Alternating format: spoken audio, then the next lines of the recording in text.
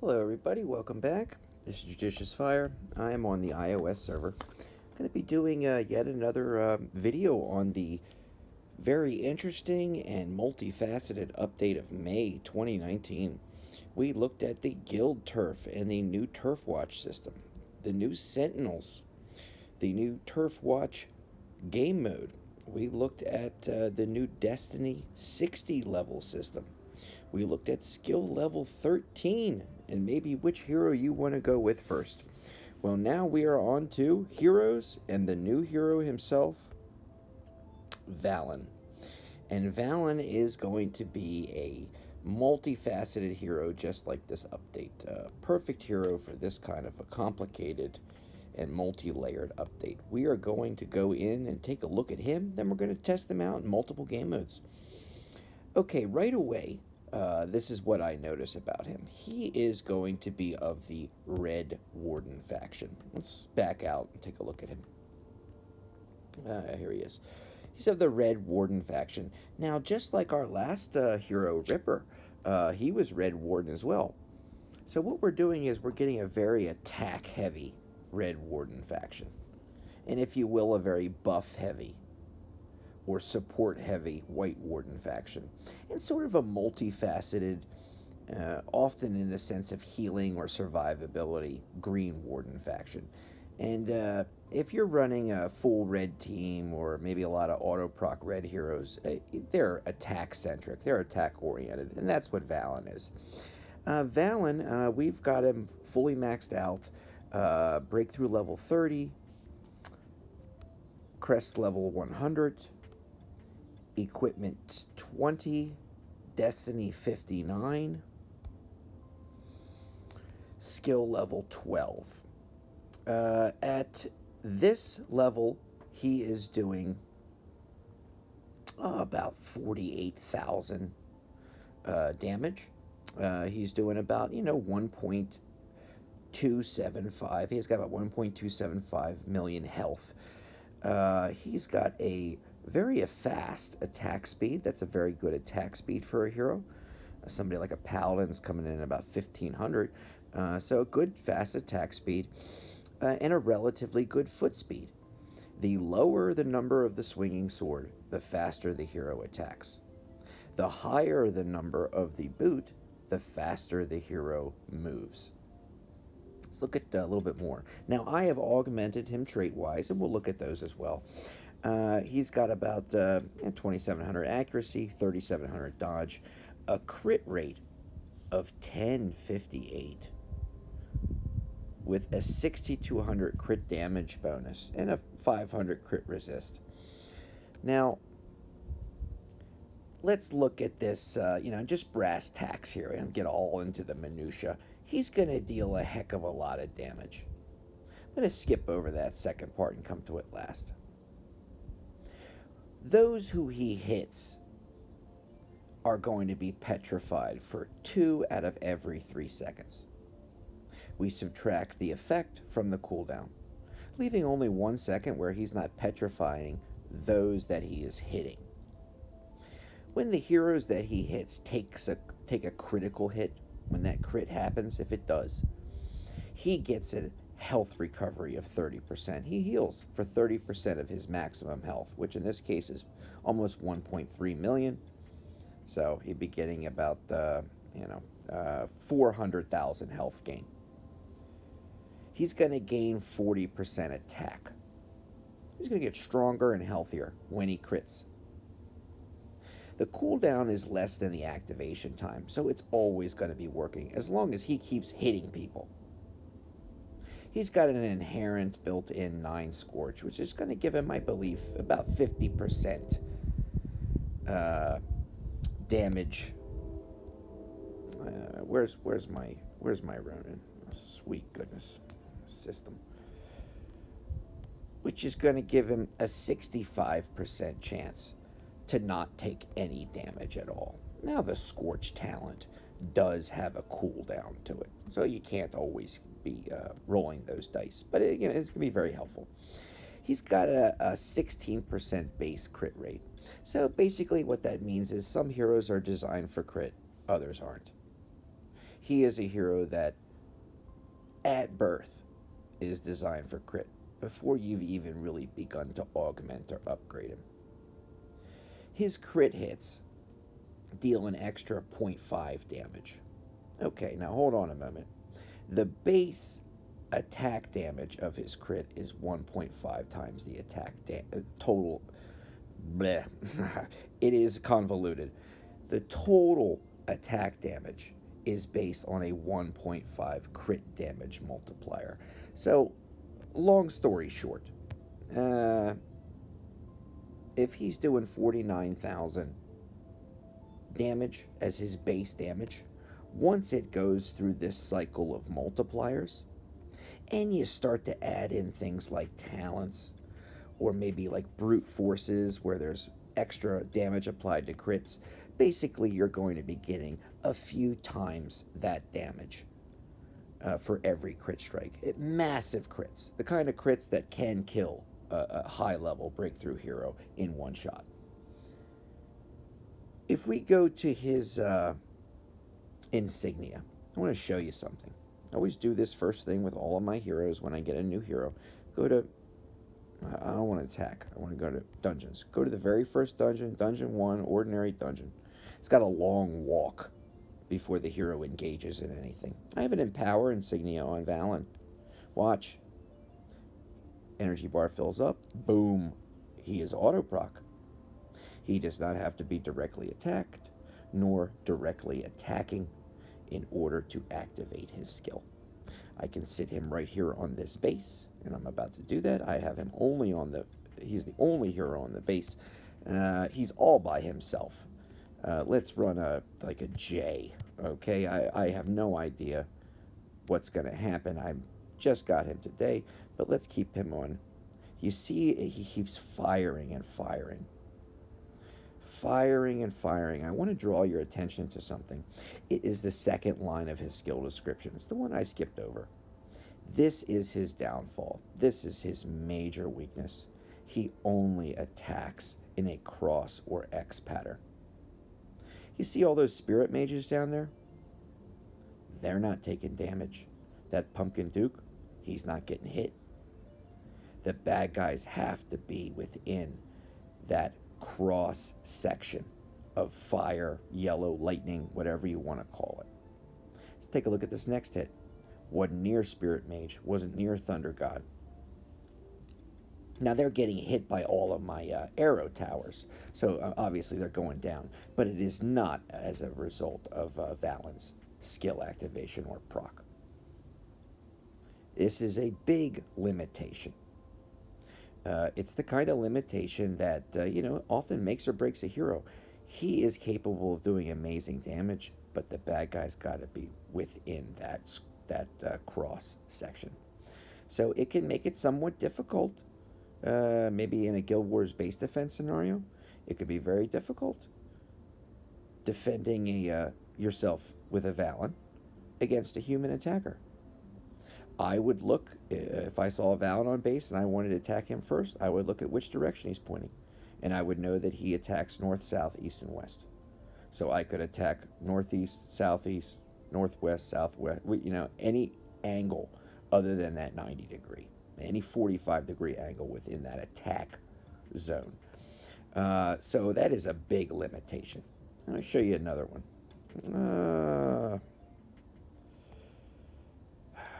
I don't want to attack all by himself. Let's go to Expedition. This is good. Get all these guys out of here and just put Valon in. I just want to see him against some normal bases, and I want to show you a couple of things. Okay, very good. Remember the cross-section attack, the X. Now he's still got that Empower on him. You see certain buildings within that cross-section didn't get killed, didn't get smashed. Watch his proc. Watch the Town Hall. Town Hall was just outside of that proc and didn't go down. So big limitation there. Now, let's back out. Let's go to the next one. We're going to look at the damage he does against the heroes and the damage he does against the base itself. His proc just took out several buildings. Took out several heroes just now. About to fire again. Was not near Vlad in that cross section. Took out all those buildings. This is all about preference and game style, friends. Okay? In Guild Wars, in base attacks, that actually means something in this game. Not raiding for mana, but what do I care? But in a base attack scenario in Guild Wars, I will not be using Valon. Valon is a hero that causes base damage, and I'm a person who will not do base damage in Guild Wars. I want to kill the 6 heroes as like a test, the ultimate test of strength that I see in Castle Clash. And once all 6 of the bad guys are dead, then I do base damage. Valon, just like a Lazulix or let's see, somebody like a Rosaline would immediately start to accumulate base damage, and my numbers would go up. It would push me over 50%. I like to stay in that 10 to 15%, 10 to 20% range. So I will not be using him in a Guild Wars attack scenario. Now, will I use him in Guild Wars defense? I will, but probably just for the laughs and giggles of it. It's just because he's new. The fact that he creates a cross-section effect really, really limits him as far as I'm concerned. Let's imagine that he's Bogeyman. Bogeyman's going to hit globally.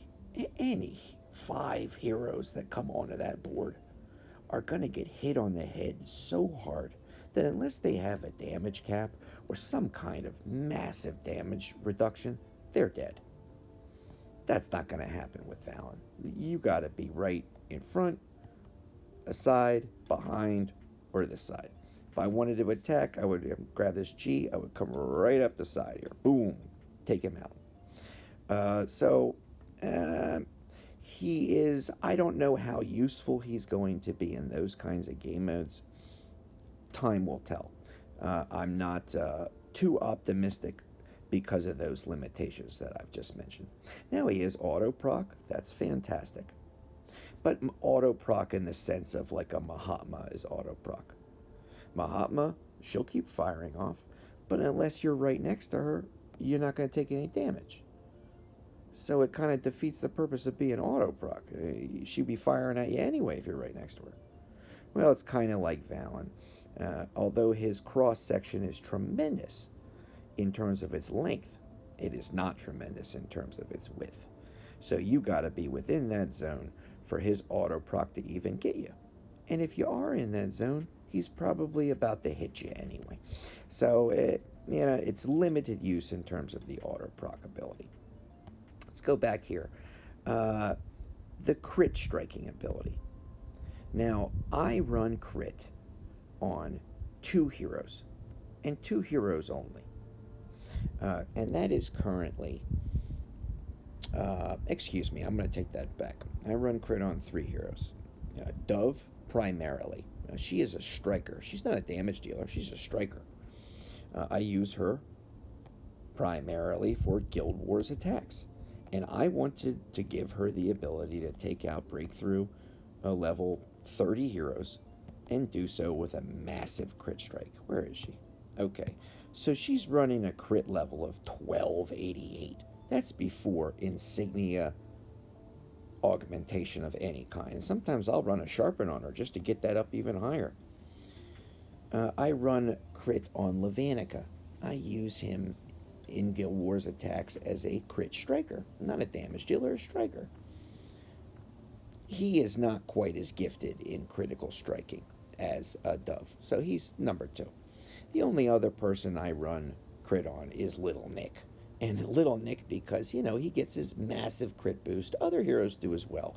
But I find them to be better as overall general heroes. Somebody like a Ronin, for example, gets a big crit. But you don't want to push all crit. You'd rather give him dodge. A Little Nick, he's like a Minotaur Chieftain. You're lucky if you get 1 proc.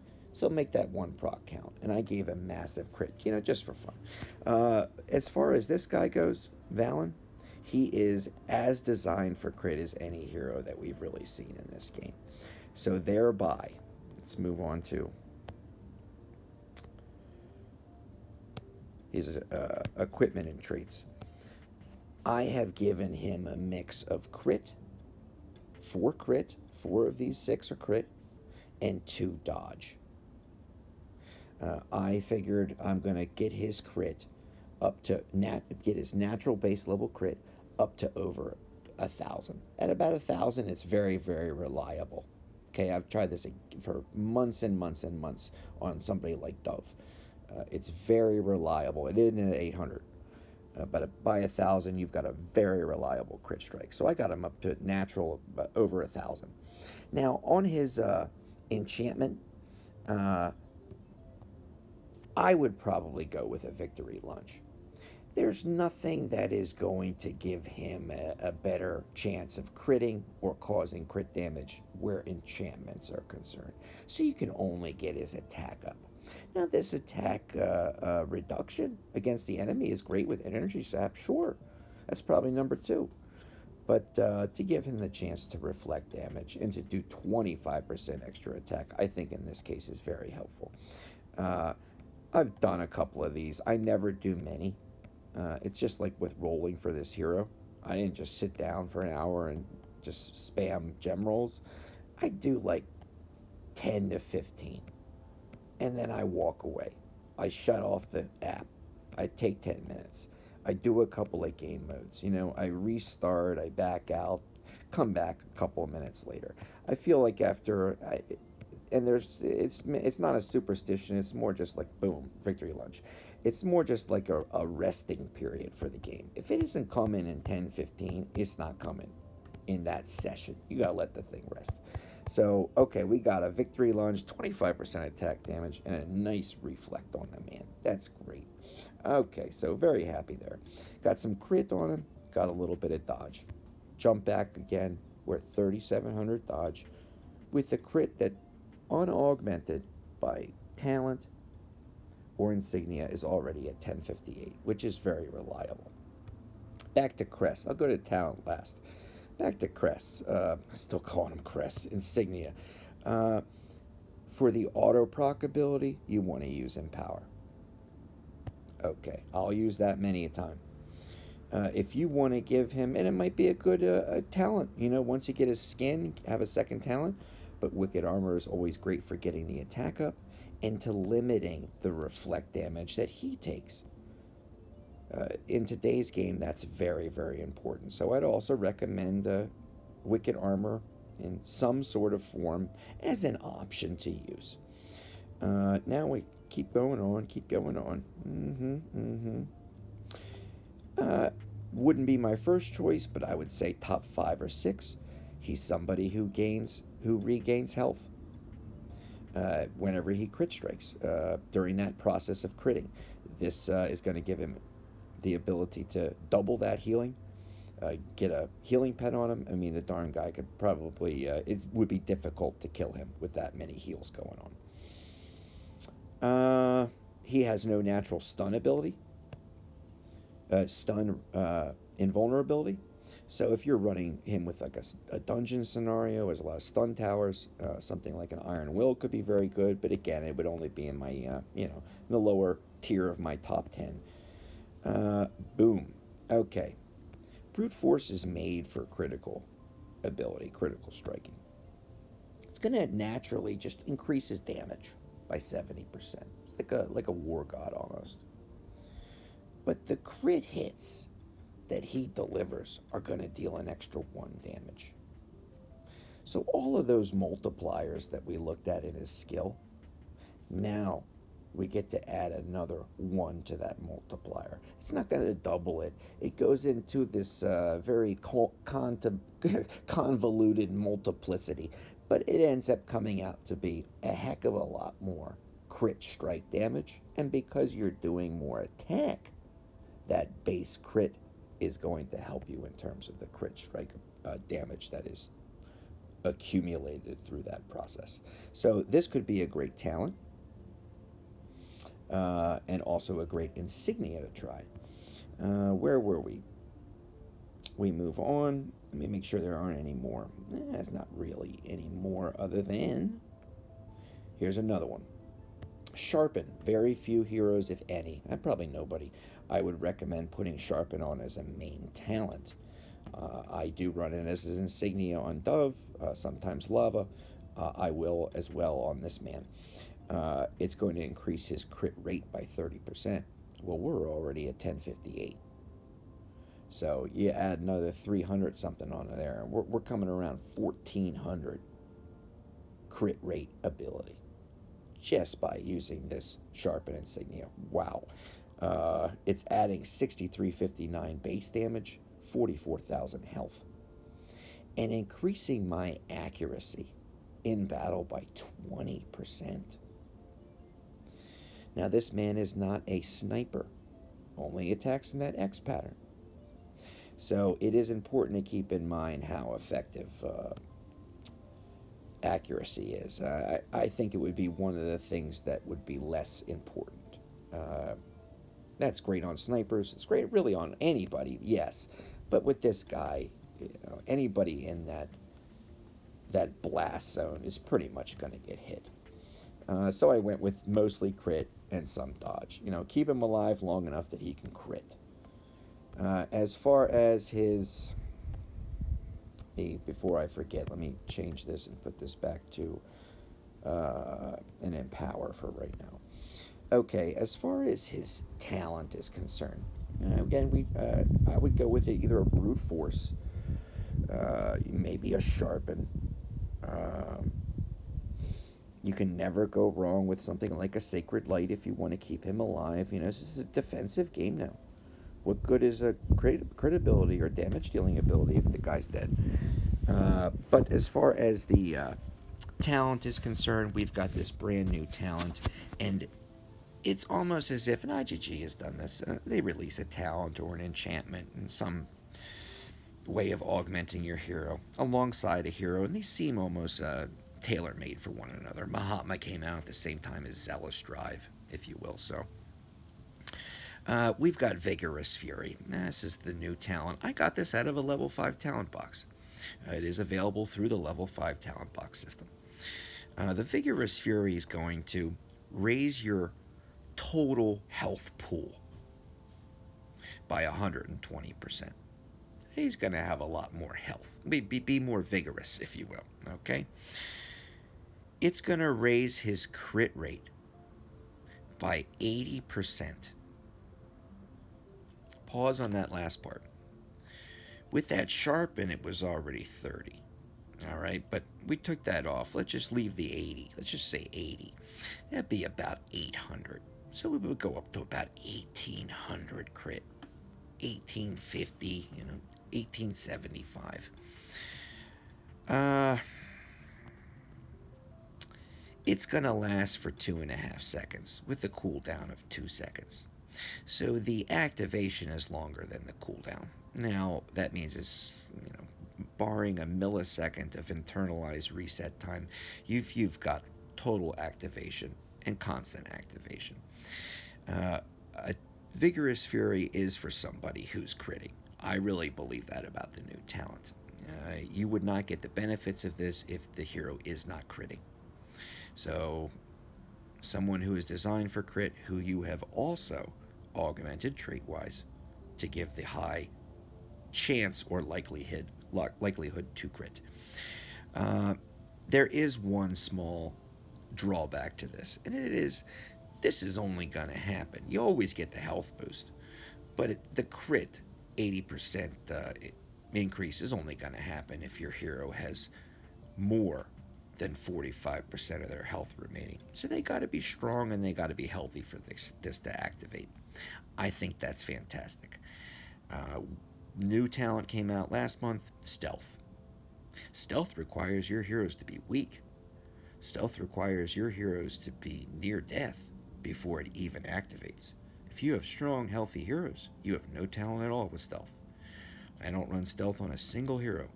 It's diametrically opposed to the way I play Castle Clash. I want strong heroes. I want heroes that don't take damage. I want heroes that are healthy. I want heroes that can smash everybody and not even mess their hair. Okay? That's what I'm after. So stealth would actually handicap me, and I would have no talent at all. But this one, the Vigorous Fury, requires a strong, healthy hero who has more health than not. That's the kind of heroes I want to make. And so I see this Vigorous Fury as, for me as a player, and I mentioned my critical hitters. I think it's great for Valon. I think it's a great talent for me because I augmented her trait wise. A great talent maybe for Dovekeeper. Haven't tried it yet. I'll make a video on that. And maybe something as an attack talent geared towards lava. Who knows? But Valon right now, we've got a very, very nice talent and ability pairing. I got him up to Destiny 59. I'm requiring Karmic Rock 4s before I can take him to 60. The jump from skill level 12 to 13 is very, very small. None of this major stuff changes. He just does a little bit more damage. I'm giving him a healing pet because unless he's critting, he's not healing. So, and when he's healing, it's just a little bit. So I'd give him that opportunity to continue to heal. Let's try a couple more of these. Is there anything else I wanted to say generally about this hero before we get into any specifics? Yep, yep, yep, yep. No, he seems pretty good. We've got a skin that's available, and it's going to be a little while before that's available on the iOS server, at least in bulk, enough to actually get it up in ability. We're not going to live. Let's try a 5. Okay, watch the trees down south, and it didn't take any damage. Still nothing. They got to be lined up with this guy.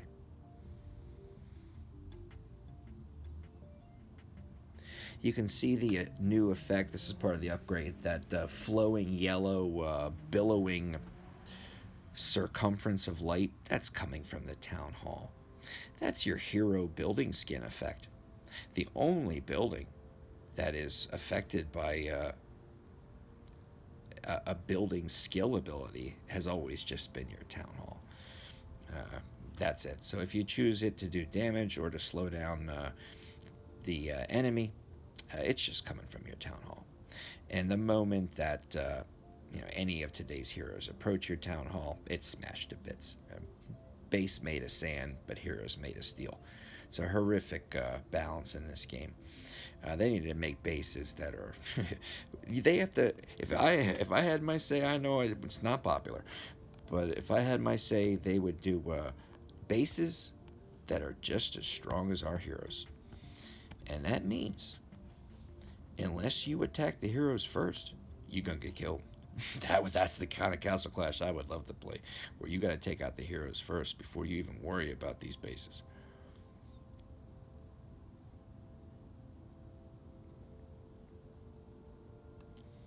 So we're doing, you can see we're wrecking shop on everything. I don't have to play through it all.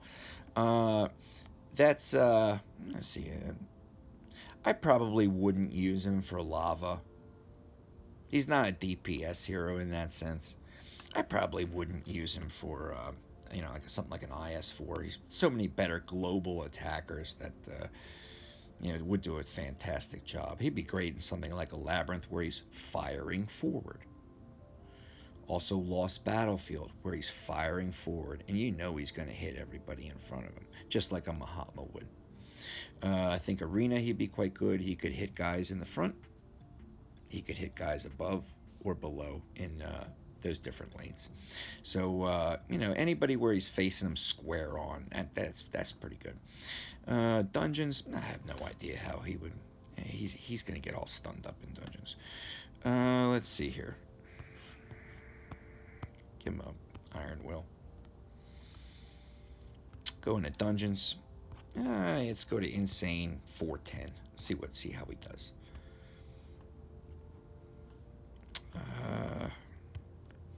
Boom, boom, boom. Okay. Yeah, anything in his range is dead.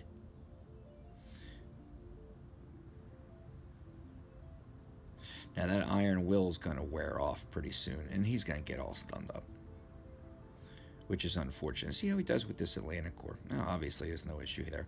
Okay, so he's just killing everybody. Let's try...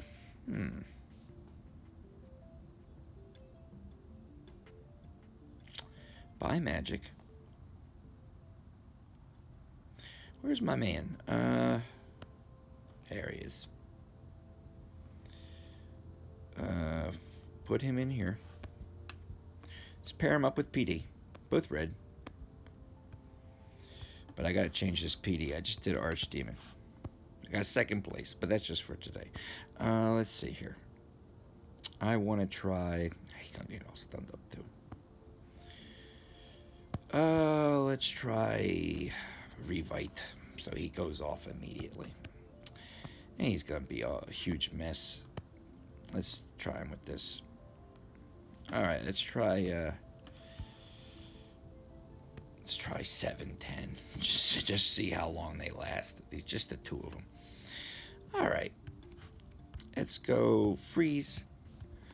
Drop these two. Wait on the invincibility. Bingo.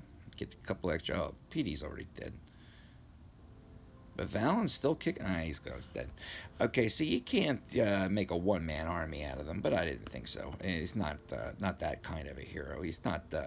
I wouldn't call him a tank. I'd call him more of a specialist. He's like an army ranger or something like that. You know, he got that special ability to just knock you out from a distance. But not a sniper. Not a global attack. Restricted by that. So, you know, in review, new talent, fantastic on anybody with a natural ability to crit that you have then augmented and improved through the trait system.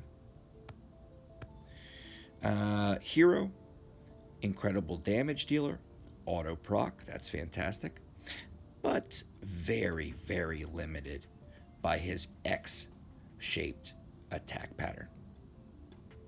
Anybody outside of that X isn't going to take any damage. So he will be best in face-to-face, often player versus player game modes like Lost Battlefield, Arena, Labyrinth, Lost Realm, you know, anything where you're face-to-face and you're going, you got your torch battle, your torch guarding. Okay, if you ever worry about getting those shards, you definitely want to use Valon. I would give him some kind of a healing pet, some way to give him an extra ability to stay alive, a little bit of extra heal. As far as talents, this could be a great attack talent. I try to run one attack and one defensive talent on every hero. You know, when I get a skin, I'll go with a defensive talent as the second talent. You know, maybe like a Sacred Light to help to give him a little bit more survivability. I see nothing wrong with a Victory Lunge. Going to give him that Reflect, going to give him a big boost. Level 59. At 60, he gets skill 13. Just makes him better at what he does. A little stronger. And you have so many to choose from. But because he's auto proc, you know, Empower. If you've got Sharpens or you've got Brute Forces, you can help to increase that crit ability, either through damage or percentage chance to activate. So, you know, all in all, I'm going to give this hero like a strong B grade. Okay, it's like after having Ripper for a couple of weeks now, Ripper has a few more uses. He's also more of he's a global attacker. He's auto proc as well. You know, he can silence people. He can stop them from healing. You know, he has a survivability issue. So I'd give him about an A minus, you know, B plus. He's in that range. As far as Valon is concerned, you know, I'd give him like a mid B, low B. He's not going to be a hero that I use too often. Seems to be kind of a specialist in certain realms.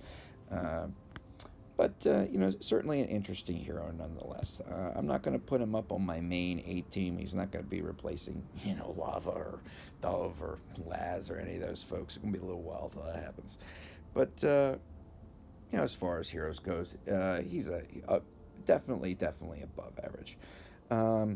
And the new talent's pretty neat, and the new enchantment going to give you a nice health boost.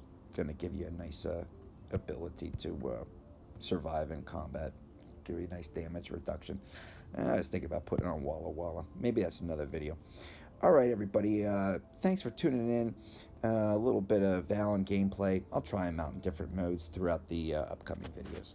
I hope you enjoy your upcoming Guild Wars. I got to prepare, and I'll see you soon. All right, bye-bye.